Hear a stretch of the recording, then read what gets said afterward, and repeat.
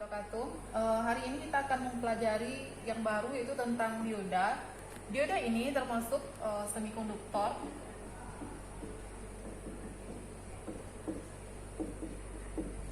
Semikonduktor berarti dia bisa menjadi konduktor dan juga bisa menjadi isolator. Kapan dia menjadi induktor, kapan dia menjadi isolator, nah itu nanti ada di dioda. Simbolnya seperti ini, segitiga, garis. Ini kutubnya positif, negatif. Tapi kita tidak menyebut kutub positif dioda, kutub negatif katoda, bukan seperti itu membacanya. Tapi ini adalah positif kita baca anoda, yang negatif kita baca katoda. Ulangi ya, diingat di sini anoda, di sini katoda. Jadi tidak membaca kutub positif dioda, kutub negatif dioda, tapi kita baca anoda titik dioda, anoda dan katoda. Sekarang kita lihat kurva karakteristik dari sebuah dioda. Di sini adalah kurva tegangan terhadap arus. Betul seperti ini. Dia dioda pada rangkaian dia pada dua kondisi. Yang pertama adalah kondisi forward. Kemudian di kondisi reverse. Bagaimana cara membedakannya? Di kondisi forward berarti kalau diodanya seperti ini, maka arus dalam rangkaian juga mengalir seperti ini. Artinya arus kan mengalir dari positif ke negatif. Artinya dia searah. Jadi kalau kita punya dioda seperti ini, nah di sini kita punya arus juga dalam arah yang sama. Berarti kondisi dioda kita adalah dalam kondisi forward. Kondisi reverse berarti dia kebalikan. Kalau diodanya seperti ini di dalam rangkaian, maka arus mengalir membalik. Di sini positifnya. Jadi seperti ini. Jadi arus berbeda dengan kondisi dioda, maka kondisinya adalah reverse. Kapan? Nah, dengan menemukan kondisi forward dan reverse ini, kita dapat menentukan kapan dioda itu sebagai konduktor, kapan dia sebagai isolator. Dia akan jadi konduktor ketika kondisi forward ini, dan jadi isolator ketika kondisi reverse. Jadi garis bawahi di sini dia sebagai isolator, di forward dia sebagai konduktor. Nah, kapan dia akan menjadi konduktor juga setelah melewati tegangan lututnya. Di sini namanya PK. Atau kita tulis juga PK itu adalah tegangan lutut. Nih. Atau juga disebut dengan P cut off. P cut off ini artinya apa? Dioda akan mengalirkan arus mengalirkan arus dengan cepat setelah titik ini. Jadi kurva seperti ini. Jadi ini masih kecil.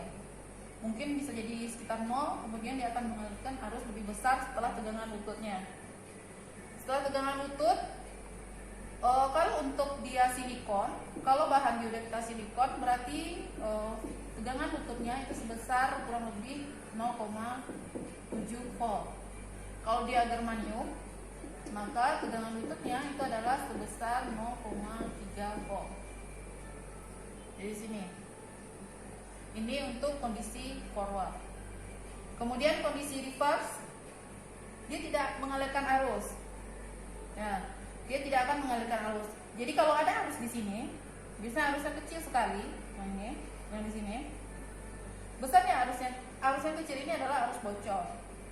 Jadi dia dalam kondisi ada arus bocor. Biasanya di sini hanya sekitar 50 mikroampere. Jadi kecil sekali ya. Jadi arusnya kecil. Nah, ini namanya arus bocor. Dan dia baik. Kita masuk ke komponen dioda. Ini komponen dioda yang ada di labor kita seperti ini. Ini sudah dipasangkan box.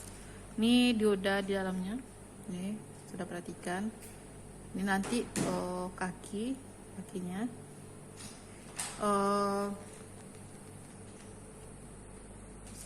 Pos dulu. Ini nanti akan kita gunakan di papan percobaan seperti ini. Makanya dikasih box ya. Kemudian ini komponen diodanya. Ini sudah perhatikan. Ini komponen dioda. Nih. Menunjukkan dia dioda ada garis di sebelah sini. Ya, garis. Nah, ini adalah bagian katoda. Yang garis adalah katoda. Yang garis adalah katoda. Jadi kalau di rangkaian bentuknya seperti ini. Anoda ke katoda. Nih. Yang garis di sini adalah katodanya. Satu lagi ini seperti ini komponennya, dioda. Ini adalah garis adalah katodanya. Yang garis hitam ini menunjukkan katoda. Ini berarti anoda ke katoda. Katoda yang ini. Kita akan bisa mengukur melihat multimeter ini berapa V cut off-nya. Ini kita ganti selectnya di dioda, ini simbol dioda. Ini namanya multimeter. Ini komponen positif, ini negatifnya. Nah, nanti dipasangkan di sini. Berarti positif. Cara mengukurnya, ini kita pasangkan yang positifnya di anoda, ini di katoda. Nah, terukur 0,541 ya volt. Berarti itu adalah tegangan cut off-nya di sekitar 0,543 volt. Ya, kalau dibalik seperti ini. Nah, dibalik tidak ada kelihatan tegangan cut off-nya. Jadi dia ini dalam kondisi reverse. Balik, ulangi. Ini muncul 0,542. Berarti tegangan cut off, tegangan lutut, tegangan voltage knee-nya, nah segitu. Kita coba juga untuk dioda yang sebelumnya, yang satu lagi. Muncul di 0,673. Dibalik ya tidak kita bisa kita ukur tegangannya. Oke. Sekarang kita perhatikan bahwa kita juga akan sering saudara gunakan nanti adalah LED. Ini LED, salah satu contoh dari dioda khusus. LED dia akan memancarkan cahaya. Sekarang bagaimana kita menentukan anoda katoda pada LED? Nah, sekarang perhatikan kakinya. Nah, kaki yang panjang ini adalah anoda. Oke, ini LED tadi. Nih, yang panjang ini adalah anoda. Ini kan kakinya beda katodanya.